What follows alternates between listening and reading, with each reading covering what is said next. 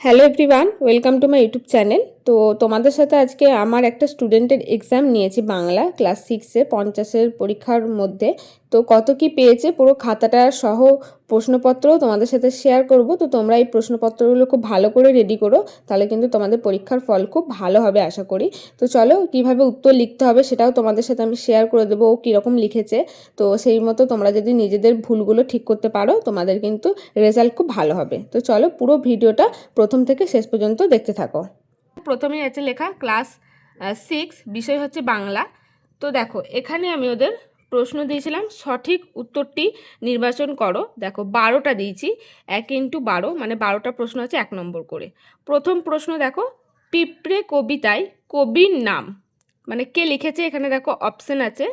তো সঠিক উত্তর হচ্ছে অমিয় চক্রবর্তী, তো লিখেছে, এটা ঠিক।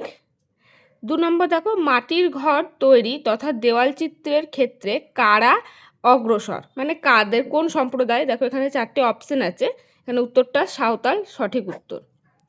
এরপরে দেখো, বৃষ্টির অভাবে হয় কোন ব্রত, এখানে হয়, দেখো অপশন আছে, এখানে সঠিক উত্তর হচ্ছে মেঘারানীর কুলো নামাবার প্রথা, সঠিক উত্তর। এরপরে দেখো আছে 4 নম্বর প্রশ্ন, এদেশে যত পালা পার্বণ সব কিছুর মূলে রয়েছে কি আছে। দেখো এখানে চাষবাস, কলকারখানা, শিল্প না ব্যবসা বাণিজ্য, সঠিক উত্তর হচ্ছে চাষবাস, সঠিক উত্তর। তাহলে এটা সঠিক। তাহলে এখনো পর্যন্ত 1 2 3 4 4টে ঠিক হয়েছে। তারপরে দেখো, যতীন্দ্রনাথ সেনগুপ্ত রচিত গ্রন্থ মানে কোন, এখানের মধ্যে কোন লেখাটা তিনি লিখেছেন।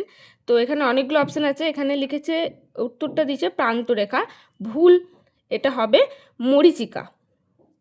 এরপরে দেখো, বনটা কি দিয়ে ঠাসা ছিল, এটা সম্ভবত বাঘ কবিতা থেকে আমি দিয়েছিলাম, তো এটা লিখেছে পাখি, ভুল, হবে হরিণ। এরপরে আছে দেখো, দূরে দূরে কতগুলি গ্রামের মাঝে একখানি হাট, তো সঠিক উত্তর 10-12টি, ঠিক আছে। একটি শব্দ বিভক্তির উদাহরণ, এখানে অপশন আছে, শব্দ বিভক্তি হবে রে, ঠিক আছে এটাও। বিভক্তির মতোই কাজ করে, তো এটা পারেনি, হবে উত্তর হচ্ছে অনুসর্গ, অনুসর্গ বিভক্তির মতোই কাজ করে। ধানের সবচেয়ে বড় বন্ধু হলো, এখানে অপশন আছে, সঠিক উত্তর হবে বৃষ্টি, ঠিক আছে।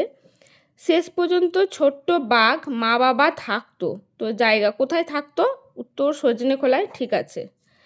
গোপালের বাবা কোন আমের চারাগাছ লাগিয়েছিল মানে চেয়েছিল, এখানে অপশন, এখানে আমার অপশনটা একটু ভুল দেওয়া হয়েছে, তাই এটা আমি নাম্বারটা দিয়ে দিব, কারণ এখানে হবে কমলি আম গাছ যেটা লাগাতে চেয়েছিল এক ধরনের, সেই অপশনটা এখানে আমি দিইনি, তো এটা ঠিক দিয়ে দিলাম যেহেতু ভুল হয়েছে। এই ধরনের অপশন থাকবে, যদি অন্য কিছু থাকে তখন সেটা দেখতে হবে, কিন্তু এখানে অপশনটা কমলি থাকার কথা, তো এটা আমি দিইনি, হিমসাগর লিখেছি, তো হিমসাগরটা দেওয়া যেতে পারে, কিন্তু কমলিটা হচ্ছে সঠিক উত্তর, তার জন্য এটা আমি নাম্বার দিয়ে দিলাম।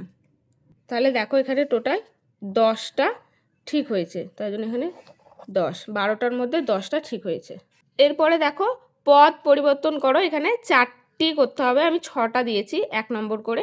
তো সঠিকটা দেখো, ঝড় থেকে ঝোড়ো হয়, ঠিক আছে।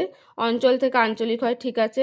শরীর থেকে শারীরিক হয়, ঠিক আছে। গাছ থেকে গেছো, একদম 4 নম্বর এখানে ঠিক আছে। এখানে দেখো ভিন্নাত্মক শব্দ লেখো, 2 নম্বর করে আছে। আশা আর আশা, এখানে একটু মিস্টেক হয়ে, দেখো আ দন্তে সরকার, আশা মানে হচ্ছে কোথা থেকে আসা, মানে আশা যেটা চলমান, আসি আমরা বলি না আশা, সেই রকম মানেটা হবে যে কোথা থেকে আসা। আর আশা মানে এটা হবে ইচ্ছে বা অনিচ্ছে। তো নিরাশা লিখেছে, নিরাশাও মানে আশা করারই আর একটা কথা, তো এই জন্য এখানটা নাম্বার দিলাম, কিন্তু এখানটা হবে ইচ্ছে বা ওই ইচ্ছা যেটা, আর ওটা হবে আশা। আর দেখো, বাড়ি মানে হচ্ছে ঘর, আর বাড়ি মানে হচ্ছে জল, ঠিক আছে। তাহলে এখানে 4-এ পেল 3। এখানে দেখো, নিচের উপসর্গগুলি দিয়ে শব্দ গঠন, শব্দ গঠন করতে হবে। উপ আছে, অনা আছে, আর নি আছে, তো এই 3টের মধ্যে যে কোনো 2টি দিয়ে শব্দ বানাতে হবে। তখন নি দিয়ে লিখেছে নির্দেশ, নিরাময়, উপকার, ঠিক আছে। আমি অনাবৃষ্টিটা 2টো লিখেছে, অনাবৃষ্টি, অনাসৃষ্টি, ঠিক আছে। এখানে 2টো, তাহলে 2 নাম্বার। এরপরে এখানে দেখে নাও আছে, প্রশ্ন আছে 1 নম্বর করে 8টি প্রশ্ন আছে। তো এই উত্তরগুলো চলো এবার বলে দিচ্ছি আমি। তো দেখো প্রথম প্রশ্নটা ছিল, অগ্রহায়ণ বলতে কি বোঝো। দেখো অগ্র মানে বছরের প্রথম, আর হায়ন মানে হচ্ছে বছরের গোড়া, ঠিক আছে। তারপরের প্রশ্ন ছিল, পিঁপড়ে কোথায় আশ্রয় নিয়েছিল। পিঁপড়ে ঘাসের পাতার নিচে আশ্রয় নিয়েছিল, এটাও ঠিক আছে, যেহেতু এগুলো 1 নাম্বার, এগুলো এক কথায় উত্তর দিলেই হবে। সাইকেল ঘাড়ে করে যেতে হলেই হয়েছে, লেখকের গন্তব্য কোথায়?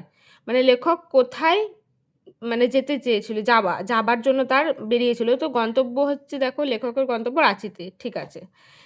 ওপারের লোক কেন এপারে আসে? ওপারের লোক এপারে আসে কারণ বেচা কেনা করতে, ঠিক আছে। কার ডাকে রাত্রি নেমে আসে? কাকের ডাকে রাত্রি নেমে আসে। হ্যাঁ, এখানে কবিতায় আছে একক কাকের, তাহলে এখানটা আমি একটু লিখে দিচ্ছি, একক কাকের ডাকে, ঠিক আছে। তাহলে কাকের ডাকে লিখলেও হবে। তারপরের প্রশ্ন ছিল একটু জমি খালি রাখা থাক, প্রস্তাবটি কে দিয়েছিল? প্রস্তাবটি গোপাল দিয়েছিল। প্রস্তাবটি গোপাল দিয়েছিল না গোপালের বাবা দিয়েছিল? তো আমার এখন আমি দেখছি গোপালই দিয়েছিল। যে তোমাদের যদি অন্য কিছু মনে হয় অবশ্যই উত্তরটি একটু কমেন্টে জানিও। 6 নম্বর হচ্ছে, দেখো পাখিরালয়ে বাসায় কি পাওয়া যেত না? তো কি পাওয়া যেত না? দেখো পাখিরালয়ে বাসায় ভেড়া ছাগল পাওয়া যেত না। এরপরে ছিল, দেখো কোন অতলে ডাকুক কে কাকে এই ডাক দেয়? তো মাটির অতলে ডাকুক পিঁপড়ে এই ডাক দেয়।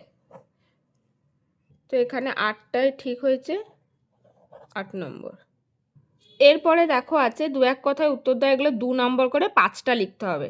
প্রথম প্রশ্ন, সেই দিন থেকে গাছ হেলে পড়েছে পূর্ব দিকে, এখানে কোন দিনের কথা বলা হয়েছে? গাছটি হেলে পড়ার কারণ কি? দেখো 2টো প্রশ্ন আছে 1 নম্বর করে।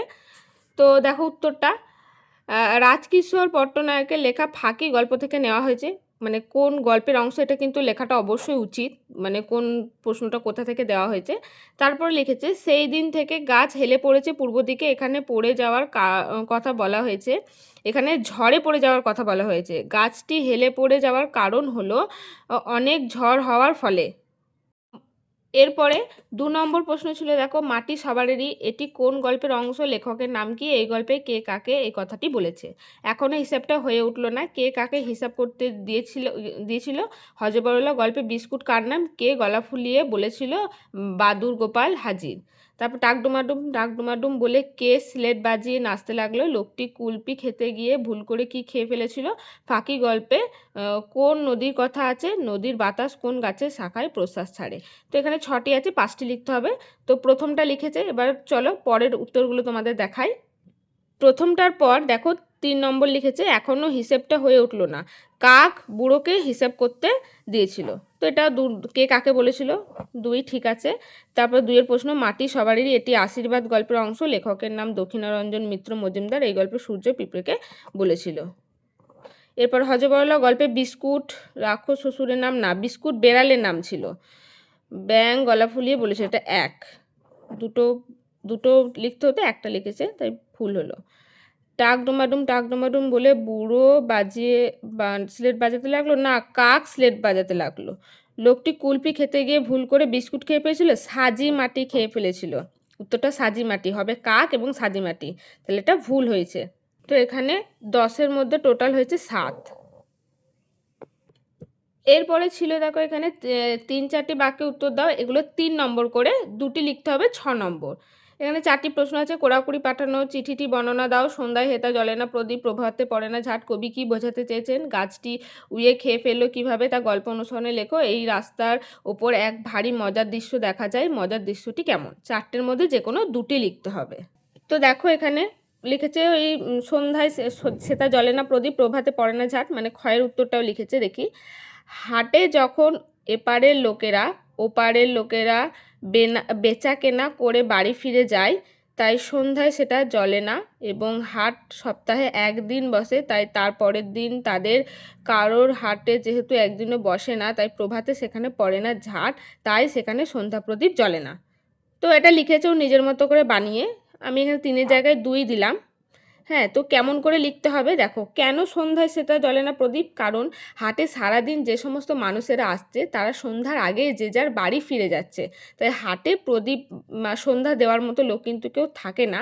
আর পরের দিন আবার যখন সপ্তাহে একবার হাট হয়, তখন সকাল না হতে হতে 10টার পরে, মানে বেলা করে সবাই যখন আসে, তো সেখানে ঝাঁট দেওয়ার মতো তো লোক থাকে না, তাহলে প্রভাতে ঝাঁটও পড়ে না এবং সন্ধ্যায় সেখানে প্রদীপও জ্বলে না, যেহেতু মানুষরাই তো আসে না ঠিক সময় মতো, তারা যে যার মতো কাজ করে তাদের নিজেদের বাড়ি ফিরে যায়। তো এটা কিন্তু নিজের ভাষায় লিখলেই হবে। দেখো বাংলায় তো আর ফুল মার্কস পাওয়া আশা করাটা ভুল, তবু নিজের মতো করে লিখতে হয়। আর একটা কথা বলি বড় কোশ্চেন লেখার ক্ষেত্রে, যে লাইনগুলো থাকে সেই লাইনটা কোথা থেকে নেওয়া হয়েছে লেখককে, এটা কিন্তু প্রথম লাইনেই লিখতে হতো। কারণ সন্ধ্যায় সেটা জ্বলে না প্রদীপ প্রভাতে পড়ে না ঝাট, এখানে কোন কবিতা থেকে নেওয়া হয়েছে, হাট, কে লিখেছেন, তারপরে লিখতে শুরু করতে হয় যে এই লেখকের লেখা এই জায়গা থেকে উদ্ধৃতাংশটি নেওয়া হয়েছে, তারপর উত্তরটা লিখলে খুব সুন্দর হয়। তারপরে দেখো লিখেছে ঘয়ের উত্তরটা, যে এই রাস্তার ওপরে এক ভারী মজার দৃশ্য দেখা যায়, দৃশ্যটি কেমন? এই রাস্তার ওপরে ভারী মজার দৃশ্য দেখা যায়, মজার দৃশ্যটি হলো গ্রীষ্মকালে মরীচিকার মতো রাস্তা দূর থেকে দেখলে চকচক করে মনে হয় যেন সেখানে জল আছে, আর কাছে গেলে দেখা যায় যে সেখানে আর এক ফোঁটাও জল নেই। এই দৃশ্যটাই দেখে বলা হয়েছে এটি মজার দৃশ্য। হ্যাঁ, এই ঘটনাটা একদম পারফেক্ট ঠিকই আছে। তো এখানে আমি 3 দিলাম। তো আরও লিখতে হয় নাম টাম, মানে কোথা থেকে নেওয়া হয়েছে, কে লিখেছে, উদ্ধৃতাংশ এই জায়গা থেকে নেওয়া হয়েছে, দিয়ে ঘটনাটা এটা লিখলে বেশি ভালো। তো এটা যেহেতু আমার পরীক্ষা নিয়েছি তাই আমি ওদেরকে একটু নাম্বার দিলাম। এরপরে দেখো আমি দিয়েছি অনুচ্ছেদ।